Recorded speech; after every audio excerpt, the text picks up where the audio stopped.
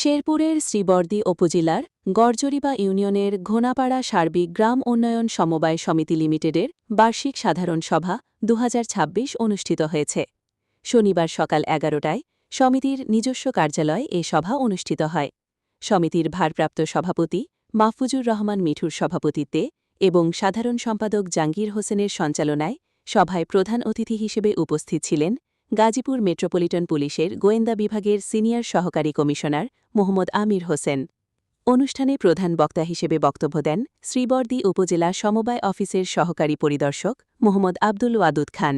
বিশেষ অতিথি হিসেবে উপস্থিত ছিলেন গড়জরিবা ইউনিয়নের ৮ নম্বর ওয়ার্ড বিএনপির সাধারণ সম্পাদক মোহাম্মদ ইসরাফিল এবং ইউনিয়ন ওলামা দলের সভাপতি হাফেজ মোহাম্মদ শাহজালাল। এ সময় সমিতির সদস্য মনিরুজ্জামান, আব্দুল কাদির, শাহজাহান আলী ও আব্দুল মোমিন সহ অন্যান্য সদস্যরা বক্তব্য রাখেন। অনুষ্ঠানের সার্বিক দায়িত্ব পালন করেন সমিতির উপদেষ্টা আনোয়ার হোসেন। সভায় সমিতির অন্যান্য সদস্যরাও উপস্থিত ছিলেন। ঘোনাপাড়া সার্বিক সমবায় সমিতিতে আমাদের শ্রীবরদীর ভিতরে ১ নাম্বার সমিতি। এখানে আমাদের অনেক সমিতি আছে, ৫০, আগে ছিল ১০০ সমিতি, কিন্তু অনেকগুলো অকার্যকর অবস্থায় আছে। এর মধ্যে আমাদের এই ঘোনাপাড়া সার্বিক গ্রাম সমবায় সমিতি লিমিটেড আমাদের ১ নাম্বার সমিতি।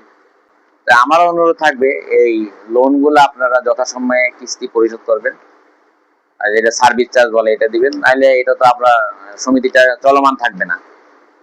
আর আমাদের ওই যে একজন এই যে সাধারণ সম্পাদক সাহেব যে বলছেন ১ লক্ষ টাকার উপরে এটা একটা ছোট্ট সমিতি, মূলধনও কম, প্রায় মাত্র ৩৪ লাখ টাকা।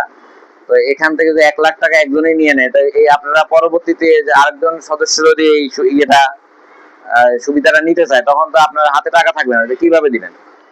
আমিও তার সাথে একমত যে ১ লক্ষ টাকার উপরে ঋণটা আসলে না দেওয়াটাই সমীচীন।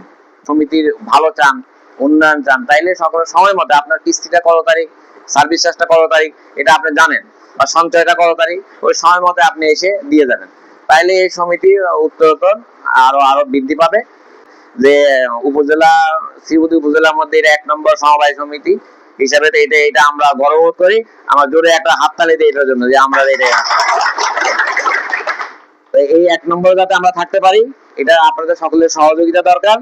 আর আগামীতে আমি করবো অবশ্যই যে পূর্ব থেকে এটা আরো মানে এই এজিএমটা শীতকালীন সময়ে করা আর কি, যাতে বৃষ্টি বাদল না হয়, সকলে আরো বড় আকারে আমরা যেহেতু করতে পারি। নির্বাচন মানে স্বতঃস্ফূর্তভাবে সবাই অংশগ্রহণ করবেন। নির্বাচনের মাধ্যমে সভাপতি, সেক্রেটারি বা অন্যান্য পদে যারা আছেন তারা নির্বাচিত হবেন। এটা হলে সব ভালো হয় এবং জবাবদিহিতা থাকে।